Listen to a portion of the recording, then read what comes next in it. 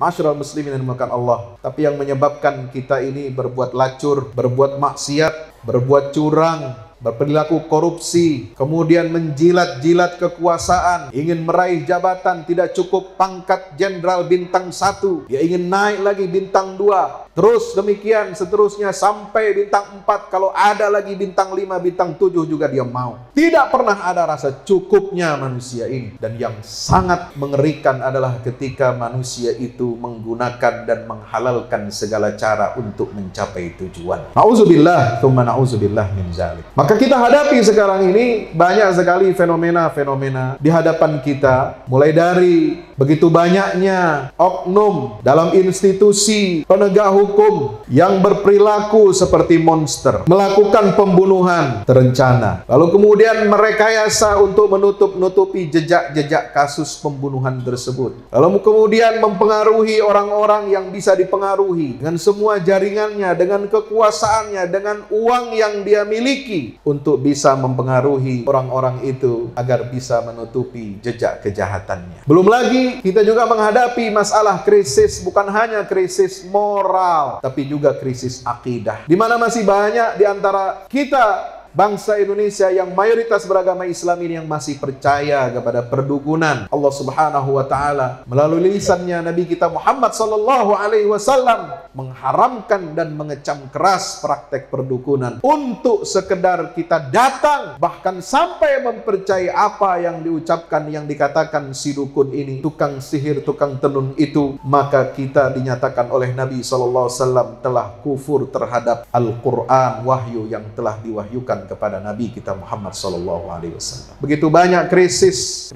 akidah, krisis moral. Kenapa? Karena kita menjauhkan agama ini dari kehidupan kita. Karena penyelenggara negara memberikan dan menebarkan teror dan rasa takut kepada kita sebagai umat, kita sebagai warga bangsa, untuk kita berpegang teguh kepada ajaran agama kita, berpegang teguh kepada Al-Quran, berpegang teguh kepada tuntunan baginda Rasulullah Muhammad sallallahu alaihi wasallam. Ditebarkanlah stigma-stigma. Jangan terlalu jadi orang itu jadi orang soleh, jangan terlalu soleh. Cukup Anda berislam, sholat saja, puasa saja, haji saja. Jangan Islam masuk mengurusi masalah-masalah ekonomi, masalah politik, masalah kebudayaan, dan kita terus-menerus ditakut-takuti, diberikan stigma terorisme, radikalisme yang bersumber dari ajaran agama. Dan ternyata yang teriak-teriak radikal-radikul itulah yang justru saat ini menebarkan terornya di tengah-tengah masyarakat. Maka penting bagi kita untuk mengembalikan ruh agama ini, spirit agama ini dalam kehidupan berbangsa dan bernegara kita. Karena berdirinya negara Republik Indonesia ini sangat melekat dengan agama. Tidak bisa kita memisahkan agama dari negara. Karena semangat perjuangan revolusi kemerdekaan untuk mempertahankan proklamasi 1945 itu dilandasi oleh spirit Islam. Tidak bisa kita mangkir dari sejarah kita. Tidak bisa kita menutupi sejarah kita. Maka oleh sebab itu, hadirin ma'asyiral muslimin yang dirahmati Allah Subhanahu wa taala, melalui mimbar yang mulia ini, mimbar yang menjadi pelanjut risalah Nabi kita Muhammad sallallahu alaihi wasallam, dari mimbar masjid-masjid yang menjadi penyambung lidah Rasulullah sallallahu alaihi wasallam untuk menyampaikan risalah Islam ini kepada umat Islam, untuk perbaiki kondisi umat dan bangsa ini. Dari sini saya ingin menyerukan kepada seluruh penyelenggara negara, kepada para pemimpin, kepada presiden, kepada panglima TNI, kepada kepala Polri, kepada seluruh menteri-menteri kabinet, kepada seluruh gubernur, kepada seluruh wali kota dan bupati. Ayo, Anda harus bertanggung jawab untuk memperbaiki nasib bangsa ini ke depan yang sudah hancur moralnya, untuk kita semakin memperbanyak orang-orang baik. Dengan bagaimana? Dengan mengembalikan ruh agama ini dalam kehidupan berbangsa dan bernegara kita. Jangan lagi kita pisahkan agama dari negara. Jangan lagi kita teroriskan agama ini. Jangan lagi kita radikalisasi agama ini. Dan jangan menuduh umat Islam dengan tuduhan yang macam-macam untuk menakut-nakuti kita menjadi umat yang saleh dalam beragama dan berpegang teguh kepada tali agama Allah.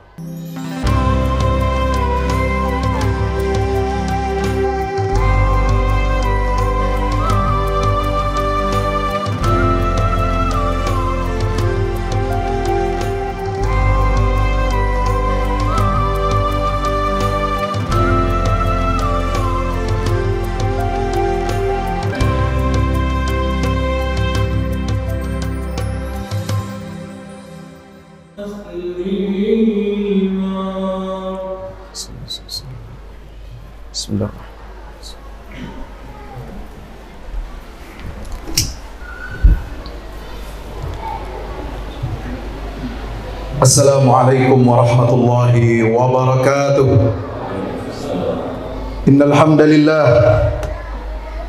nahmaduhu wa nasta'inuhu wa nastaghfiruhu wa nastahdihi wa na'udzu billahi min shururi anfusina wa min sayyiati a'malina. Innahu may yahdihillahu fala mudilla lahu wa may yudlil fala hadiya lahu.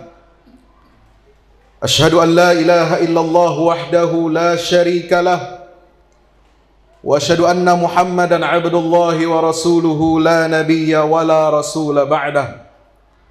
Allahumma salli wa sallim wa barik ala habibina wa syafi'ina wa maulana Muhammad wa ala alihi wa ashabihi wa man tabi'ahu ila yaumil qiyamah. Ibadallah, usi nafsi wa iyyakum bitaqwallah. Ittaqullaha haqqa tuqatih wa la tamutunna illa wa antum muslimun. Hadirin ma'asyiral muslimin, jamaah Jumat yang insyaallah mudah-mudahan kita semua dirahmati dan diridhai oleh Allah Subhanahu wa taala. Bersyukur kita kehadirat Allah yang telah memberikan karunia nikmat iman dan Islam kepada kita semuanya, sehingga alhamdulillah siang hari yang berbahagia ini, di tengah kesibukan kita masing-masing, di tengah situasi dan kondisi kita dengan segala kekurangan dan kelebihannya, dengan izin Allah masih dapat melangkahkan kaki kita untuk beribadah di siang hari yang berbahagia ini. Mudah-mudahan semua amal ibadah kita diterima oleh Allah Subhanahu wa taala. Salawat dan salam tak lupa kita sampaikan kepada junjungan kita baginda Rasulullah Muhammad sallallahu alaihi wasallam serta seluruh keluarga dan para sahabatnya. Mudah-mudahan tercurah limpahkan untuk kita semua pengikutnya hingga yaumil qiyamah. Tak lupa, mari kita saling mengingatkan wasiat takwa kepada Allah Subhanahu wa taala. Mari kita jaga, laksanakan dengan penuh komitmen semua perintah-perintah Allah Subhanahu wa taala, dan kita berupaya jauhkan diri kita secara maksimal sesuai dengan kemampuan kita, agar kita menjauhkan semua larangan-larangan Allah Subhanahu wa taala. Hadirin ma'asyiral muslimin yang dimuliakan Allah Subhanahu wa taala. Kondisi umat Islam tidak sedang baik-baik saja. Begitu banyak tantangan dan ujian yang terus-menerus kita hadapi. Betul, kita bersyukur kepada Allah, 77 tahun bangsa ini telah merdeka dengan izin Allah Subhanahu wa taala dari cengkraman penjajah asing. Tetapi kita masih memiliki pekerjaan rumah. Kita masih memiliki tantangan-tantangan yang tidak kalah kecilnya, tidak kalah hebatnya dari sekedar mengusir penjajah dari republik ini.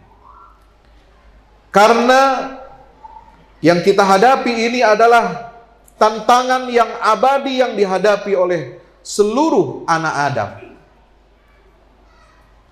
Tantangan yang kita hadapi adalah merajalelanya hawa nafsu, syahwat cinta dunia, rakus, yang membawa kita merasa selalu tidak puas dengan rizki yang dikaruniakan oleh Allah Subhanahu wa taala dan tidak pernah merasa cukup.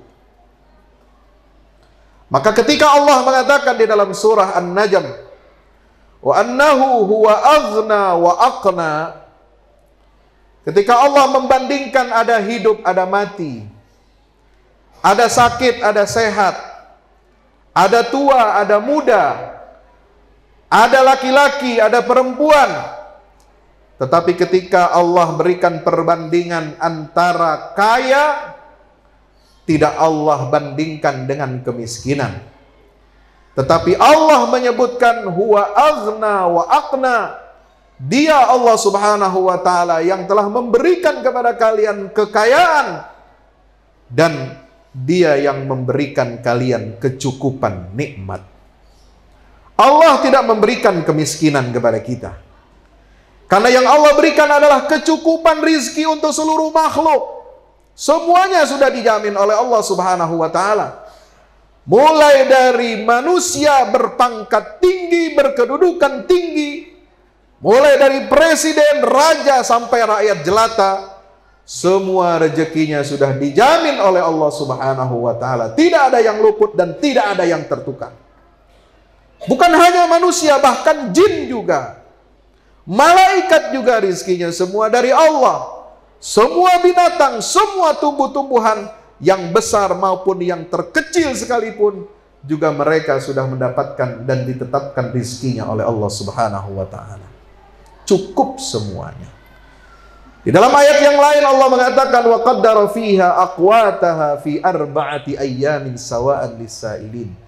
Rezeki yang Allah tetapkan untuk manusia dan seluruh makhluk di atas muka bumi ini, semua sudah ditetapkan dan mencukupi seluruh makhluk sampai hari kiamat datang. Masyarul muslimin yang dimuliakan Allah. Tapi yang menyebabkan kita ini berbuat lacur, berbuat maksiat, berbuat curang, berperilaku korupsi, kemudian menjilat-jilat kekuasaan, ingin meraih jabatan, tidak cukup pangkat jenderal bintang 1, dia ingin naik lagi bintang 2, terus demikian seterusnya sampai bintang 4, kalau ada lagi bintang 5, bintang 7 juga dia mau. Tidak pernah ada rasa cukupnya manusia ini. Dan yang sangat mengerikan adalah ketika manusia itu menggunakan dan menghalalkan segala cara untuk mencapai tujuannya. Na'udzubillah, tsumma na'udzubillah min zalik. Maka kita hadapi sekarang ini banyak sekali fenomena-fenomena di hadapan kita, mulai dari begitu banyaknya oknum dalam institusi penegak hukum yang berperilaku seperti monster, melakukan pembunuhan terencana, lalu kemudian merekayasa untuk menutup-nutupi jejak-jejak kasus pembunuhan tersebut. Lalu kemudian mempengaruhi orang-orang yang bisa dipengaruhi dengan semua jaringannya, dengan kekuasaannya, dengan uang yang dia miliki, untuk bisa mempengaruhi orang-orang itu agar bisa menutupi jejak kejahatannya. Belum lagi kita juga menghadapi masalah krisis, bukan hanya krisis moral, tapi juga krisis akidah, di mana masih banyak di antara kita bangsa Indonesia yang mayoritas beragama Islam ini yang masih percaya kepada perdukunan. Padahal Allah Subhanahu wa Ta'ala melalui lisannya Nabi kita Muhammad sallallahu alaihi wasallam mengharamkan dan mengecam keras praktek perdukunan, untuk sekedar kita datang bahkan sampai mempercayai apa yang diucapkan, yang dikatakan si dukun ini, tukang sihir, tukang tenun itu, maka kita dinyatakan oleh Nabi SAW telah kufur terhadap Al-Quran, wahyu yang telah diwahyukan kepada Nabi kita Muhammad SAW. Belum lagi ada di tengah-tengah kita yang viral kemarin, sekelompok golongan umat Islam di satu daerah minoritas tertentu yang ikut mengarak-arak patung Bunda Maria. Apakah ini yang namanya toleransi? Apakah itu yang namanya at-tasamuh? Apakah itu yang dinamakan dengan kita tenggang rasa? Tentu tidak demikian. Masyarul muslimin yang dimuliakan Allah Subhanahu wa Ta'ala. Maka begitu banyak krisis akidah, krisis moral. Kenapa? Karena kita menjauhkan agama ini dari kehidupan kita. Karena penyelenggara negara memberikan dan menebarkan teror dan rasa takut kepada kita sebagai umat, kita sebagai warga bangsa, untuk kita berpegang teguh kepada ajaran agama kita, berpegang teguh kepada Al-Quran, berpegang teguh kepada tuntunan baginda Rasulullah Muhammad sallallahu alaihi wasallam. Ditebarkanlah stigma-stigma. Jangan terlalu jadi orang itu jadi orang soleh, jangan terlalu soleh. Cukup Anda berislam, sholat saja, puasa saja, haji saja. Jangan Islam masuk mengurusi masalah-masalah ekonomi, masalah-masalah politik, masalah kebudayaan, dan kita terus-menerus ditakut-takuti, diberikan stigma terorisme, radikalisme yang bersumber dari ajaran agama. Dan ternyata yang teriak-teriak radikalisme Islam, terorisme Islam, itulah yang justru saat ini menebarkan terornya di tengah-tengah masyarakat. Justru yang saat ini jelas-jelas tersandung masalah hukum, ditangkap dia oleh KPK karena dia telah menerima suap atau gratifikasi. Masyaallah muslimin yang dimuliakan Allah Subhanahu wa taala. Maka penting bagi kita untuk mengembalikan ruh agama ini, spirit agama ini dalam kehidupan berbangsa dan bernegara kita. Karena berdirinya negara Republik Indonesia ini sangat melekat dengan agama. Tidak bisa kita memisahkan agama dari negara. Karena semangat perjuangan revolusi kemerdekaan untuk mempertahankan proklamasi 1945 itu, sejak tahun 45 sampai tahun 1949 atau 1950, itu dominan dilandasi oleh spirit Islam. Tidak bisa kita mangkir dari sejarah kita. Tidak bisa kita menutupi sejarah kita. Maka oleh sebab itu, hadirin ma'asyiral muslimin yang dirahmati Allah Subhanahu wa taala, melalui mimbar yang mulia ini, mimbar yang menjadi pelanjut risalah Nabi kita Muhammad sallallahu alaihi wasallam, dari mimbar masjid-masjid yang menjadi penyambung lidah Rasulullah sallallahu alaihi wasallam untuk menyampaikan risalah Islam ini kepada umat Islam, untuk perbaiki kondisi umat dan bangsa ini. Dari sini saya ingin menyerukan kepada seluruh penyelenggara negara, kepada para pemimpin, kepada presiden, kepada panglima TNI, kepada kepala Polri, kepada seluruh menteri-menteri kabinet, kepada seluruh gubernur, kepada seluruh wali kota dan bupati. Ayo, Anda harus bertanggung jawab untuk memperbaiki nasib bangsa ini ke depan yang sudah hancur moralnya, untuk kita semakin memperbanyak orang-orang baik. Dengan bagaimana? Dengan mengembalikan ruh agama ini dalam kehidupan berbangsa dan bernegara kita. Jangan lagi kita pisahkan agama dari negara. Jangan lagi kita teroriskan agama ini. Jangan lagi kita radikalisasi agama ini. Dan jangan menuduh umat Islam dengan tuduhan yang macam-macam, untuk menakut-nakuti kita menjadi umat yang saleh dalam beragama dan berpegang teguh kepada tali agama Allah. Apa yang menyebabkan ini semua? Karena kita, hadirin yang dimuliakan Allah Subhanahu wa taala, kita meninggalkan salah satu kewajiban, salah satu tujuan terbesar diturunkannya Al-Quran, yaitu tazkiyatun nafas. Kita mulai dari perubahan mental kita. Kita ubah, kita perbaiki, dan kita sucikan, bersihkan jiwa kita, hati kita dari segala macam penyakit-penyakit hati. Manusia ini ada 3 unsurnya. Ada badannya, tubuhnya, ada akalnya, dan ada ruhnya. Sementara yang hanya kita perhatikan ini adalah badan, tubuh kita, dan akal kita. Akal kita isi dengan ilmu-ilmu. Kita belajar, wajib belajar 12 tahun, bahkan sampai perguruan tinggi. Ilmu apa saja kita pelajari, kita baca, kita berikan dia nutrisi untuk akal. Tubuh kita isi, kita beri makan dia nutrisi 3 kali sehari, tidak kurang. Kalau perlu ditambah dengan vitamin-vitamin dan suplemen-suplemen. Tapi yang kurang dari kita sebagai hamba yang beriman kepada Allah adalah tidak memberikan nutrisi untuk ruh kita. Maka ajaran Islam ini memenuhi 3 aspek itu. Iman adalah untuk akal kita, Islam adalah untuk tubuh kita, dan ihsan adalah untuk mengisi ruang yang kosong, mengisi nutrisi untuk ruh kita. Maka itulah pentingnya tazkiyatun nafas. Mari kita perbaiki diri kita, perbaiki keluarga kita, perbaiki umat kita, perbaiki nasib bangsa dan negara kita ini dengan memperbaiki akhlak, memperbaiki jiwa. Wa nafsin wa ma sawwaha fa'alhamaha fujuraha wa taqwaha qad aflaha man zakkaha wa qad khaba man dassaha. Berapa banyak Allah bersumpah di dalam surat Wasyams. Mulai dari apa? Allah bersumpah dengan matahari. Wasyamsi wa duhaha wal qamari. Allah bersumpah dengan bulan.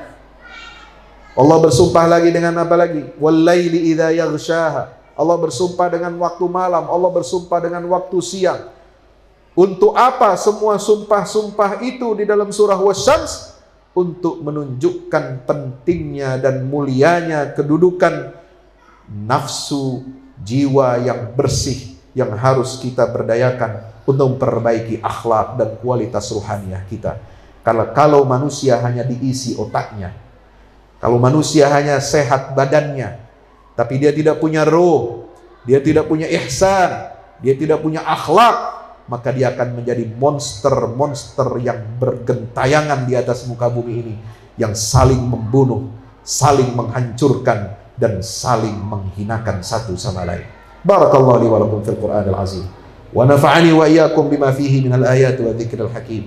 Aqulu qawli hadza fastaghfiru innahu huwal ghafurur rahim. Alhamdulillahi wahda sadaqa wa'dah wa nasara 'abdah wa a'azza jundahu wa hazama al-ahzaba wahdah. Asyhadu an la ilaha illallah wahdahu la syarika lah wa asyhadu anna sayyidana Muhammadan abdullahi wa rasuluhu la nabiyya wa la rasula ba'dah. Allahumma salli wa sallim wa barik alaihi wa ala alihi wa ashabihi wa man tabi'ahu ila yaumil qiyamah. Ibadallah, usi nafsi wa iyyakum bitaqwallah. Ittaqullaha haqqa tuqatih wa la tamutunna illa wa antum muslimun. Faqala ta'ala wa may ya'tihi mu'minan qad 'amila as-salihat fa ulaika lahumud darajatul 'ula jannatu 'adnin tajri min tahtiha al-anharu khalidina fiha wa dzalika jazaa'u man tazakka. Innallaha wa malaikatahu yusalluna 'alan nabi ya ayyuhalladzina amanu sallu 'alaihi wa sallimu taslima. Allahumma salli wa sallim wa barik ala habibina wa syafi'ina Muhammad adada ma ahata bi 'ilmuk wa khatta bihi qalamuk wa ahsahu kitabuk. Wardallahum 'an sadatina arba'atil khulafa'ir rasyidin Abi Bakr wa Umar wa Uthman wa Ali wa an sa'ir as-sahabati wat tabi'in wa man tabi'ahum bi ihsanin ila yaumiddin wa alaina ma'ahum bi rahmatika ya arhamar rahimin. Allahumma ighfir lil muslimin wal muslimat wal mu'minin wal mu'minat al ahya'i minhum wal amwat innaka sami'un qaribun mujibud da'awat. Allahumma ansuril islam wa 'izzal muslimin wa 'ali bi fadlika kalimatil haqqi ila yaumiddin. Allahumma ansur man nasara ad-din wa akhdhul man khadhala al muslimin. Allahumma arinal haqqa haqqan warzuqna ittiba'ah wa arinal batila batilan warzuqna ijtinabah. Allahumma ati nufusana taqwaha wa zakkiha anta khairu man zakkaha fa innaka ya rabbana anta waliyuha wa maulaha. Rabbana atina fid dunya hasanah wa fil akhirati hasanatan wa qina adzaban nar. Wa sallallahu ala nabiyyina Muhammad wa ala alihi wa sahbihi wasallam. Walhamdulillahi rabbil alamin wa aqimis shalah.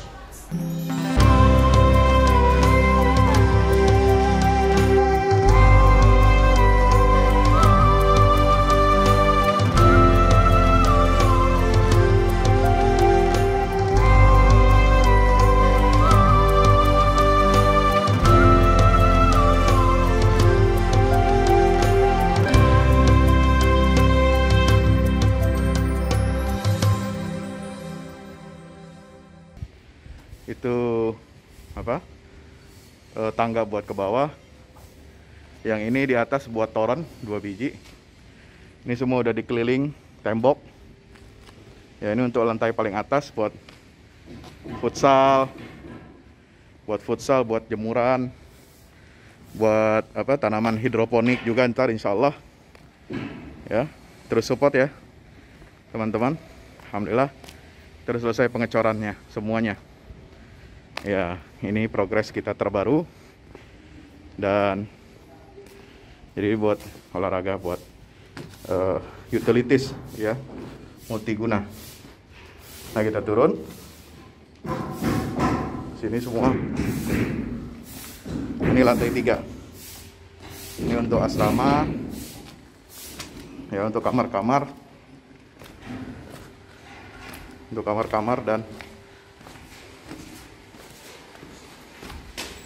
nah di situ musola. Nanti di situ musola, ya. Ini kamar-kamar dan musola buat santri-santri tahfiz kita, insya Allah.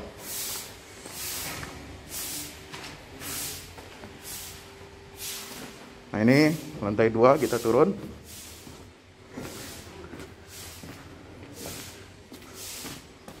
Ini untuk kelas-kelas, ya, kelas-kelas tahfidz, kelas-kelas tadabbur, insya Allah.